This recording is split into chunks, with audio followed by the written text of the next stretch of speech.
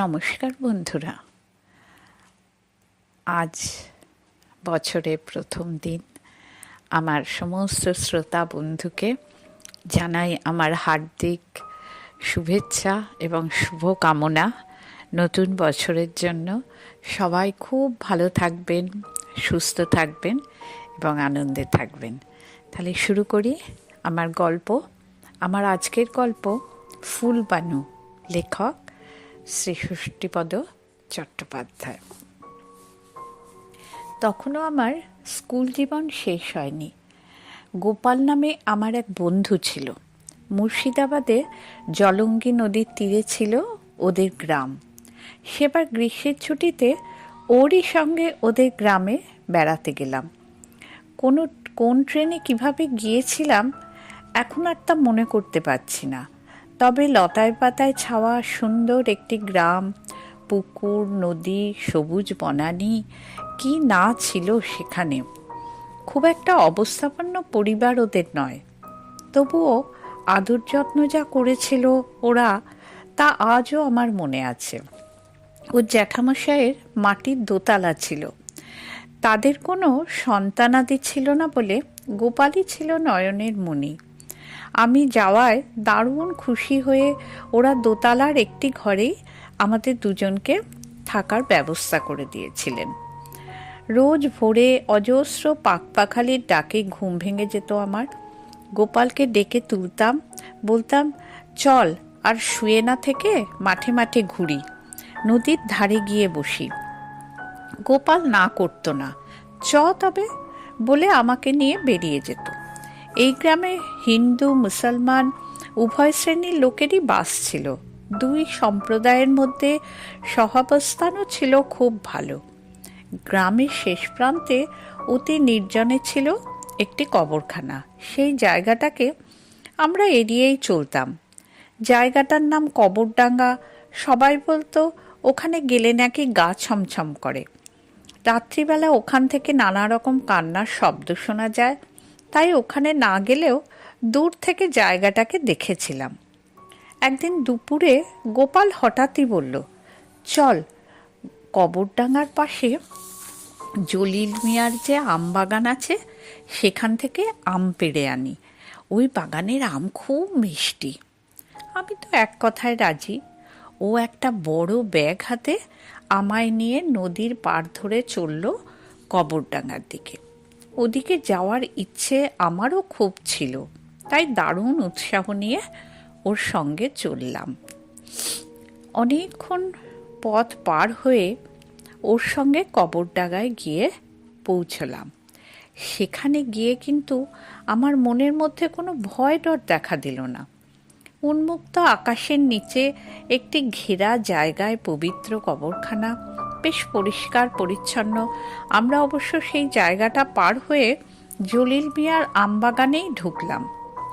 বিশাল আমবাগান, পাহারাদার কেউ নেই, নেই কোনো অন্য লোকজনও, থাকবেই বা যা কি করে। তখন তো এখনকার মতো এত মানুষজন ছিল না, তাই গা ঘর বলে কথা। সবারই বাড়িতে বাগানে আম কাঁঠালের গাছ একটা দুটো আছেই। যাই হোক, বাগানে গিয়ে গাছ ভর্তি আমের বহর দেখে দিশাহারা হয়ে গেলাম। আমি তো গাছে উঠতে পারি না। গোপাল গাছে উঠে আম পাড়তে লাগলো। আমাকে বলল, তুই একটু তফাতে যা, কেননা আমের আঠা গায়ে পড়লে সেখানে ঘা হয়ে যাবে। ওর কথা মতো তাই আমি সরে এলাম। পায়ে পায়ে এগিয়ে এলাম বাগানের বাইরের খোলা জায়গাটায়। পাশেই সেই কবরখানা, কিন্তু আমি সেখানে কোনো ভয়ের ব্যাপার দেখলাম না। তবে দেখলাম এক আশ্চর্য ব্যাপার। বছর 14-15 এক কিশোরী মেয়ে কবরখানার একটা অংশ ঝাড় দিয়ে পরিষ্কার করছে।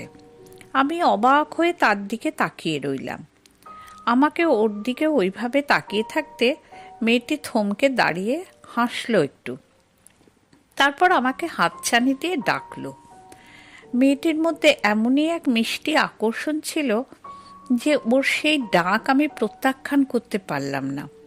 ধীর পায়ে ওর খুব কাছে গিয়ে দাঁড়ালাম। ও বলল, তুমি? আমি বললাম, তোমাদের গ্রামে বেড়াতে এসেছি, তুমি বুঝি রোজই এখানে এসে এইভাবে ঝাঁট দাও? মেয়েটি হাসলো, বলল, হ্যাঁ, কিন্তু কেন? এখানে আমার ভাইকে মাটি চাপা দেয়া হয়েছে। কতদিন আগে? 3 বছর হয়ে গেল। আমি আরও 1 পা 2 পা এগোতেই ও বলল, আর এসো না, তুমি জুতো পরে আছো তো। তারপরে বলল, কাদের বাড়ি উঠেছ? আমি গোপালের কথা বললাম। ও বলল, কিন্তু তুমি একা একা এখানে কি করছো? আমি একা নই, গোপালও আছে, ওই আমবাগানে আম পাড়তে এসেছি। এমন সময় গোপাল হাঁক দিয়ে ডাকলো আমাকে। ওর ডাক শুনে আমি মেয়েটির কাছ থেকে বিদায় নিলাম। গোপাল ততক্ষণে অনেক বড় বড় আম পেড়ে ফেলেছে। ও আমি দুজনেই আমগুলো থলি ভর্তি করে কতকগুলো আম পরে এসে নিয়ে যাব বলে আলাদা করে রেখে ঘরের দিকে রওনা হলাম। সেই কবরখানার পাশ দিয়েই গেলাম আমরা, কিন্তু সেই মেয়েটিকে আর সেখানে দেখতে পেলাম না। এরপর আরও 2 দিন কেটে গেলে আমি বাড়ি ফেরার মন করলাম। যেদিন যাব সেদিন প্রায় নিশি ভোরে হঠাৎই আমার ঘুম ভাঙল। রাত্রে বেশি জল খাওয়ার জন্যে বাইরে যাওয়ার একটু দরকার হলো। আমি গোপালকে না ডেকেই নিচে নামলাম। যখন হালকা হয়ে ফিরে আসছি, তখনই হঠাৎ দেখলাম সেই মেয়েটি আধো আলো আধো অন্ধকারে এগিয়ে চলেছে নদীর দিকে। যেতে যেতে আমাকে দেখতে পেয়েই থমকে দাঁড়ালো। আমি তখন ওর দিকে এগিয়ে গেলাম, বললাম, এ কি তুমি? এমন অসময়ে কোথায় যাচ্ছ? যাবে তুমি আমার সঙ্গে? কোথায়? এসোই না। আমি মন্ত্রমুগ্ধের মতো ওর সঙ্গে চললাম। যেতে যেতে বললাম, সেদিন তোমার সঙ্গে দেখা হলো, খুব ভালো লাগলো তোমাকে। ভালো লাগার কারণ? ভাইয়ের প্রতি তোমার ভালোবাসা। মেয়েটি হাসল। আমি বললাম, কিন্তু তোমার নামটি তো আমার জানা হলো না। ও খুব আস্তে আস্তে বলল, আমার নাম ফুলবানু। ওর সঙ্গে দ্রুত পা চালিয়ে যেতে যেতে একসময় যখন ঘোর কাটল, তখন দেখি কবরডাঙ্গার সেই কবরখানায় পৌঁছে গেছি। ফুলবানু তখন অসম্ভব রকমের গম্ভীর হয়ে গেছে। আমাকে বলল, তোমার পায়ে জুতো নেই তো? আমি বললাম, না। তাহলে এই মালাটা ওখানে যে সমাধিটা আছে তাইতে রেখে দাও। এই বলে জুঁই ফুলের একটা গড়ে মালা ও আমার হাতে দিল। এবার যেন আমার কেমন ভয় ভয় করল, কেননা এতক্ষণ ওর সঙ্গে এতটা পথ এলাম, ওর হাতে তো কোনো মালা দেখিনি।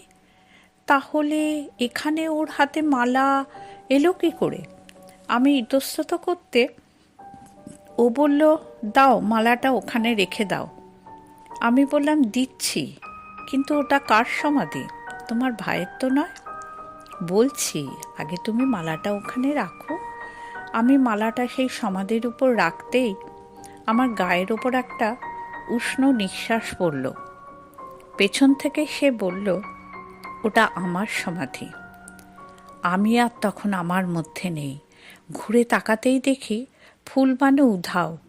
ভয়ে কাঁপতে কাঁপতে কোনো রকমে আমি কবরডাঙ্গা থেকে বেরিয়ে এসে নদীর বাঁধের ওপর একটা খেজুর গাছকে ধরে বসে পড়লাম। আমার চেতনা লোপ পাবার মতন হলো। আমার আর চলার মতন শক্তি রইল না।